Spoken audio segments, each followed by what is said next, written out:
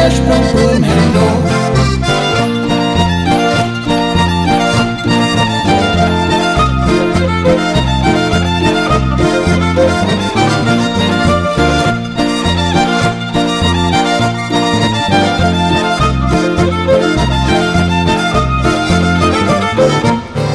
Schneidig geigt und schneidig spielt, jeder sich gleich lustig fühlt und geht zur Rafferei, ja da haben wir gleich dabei.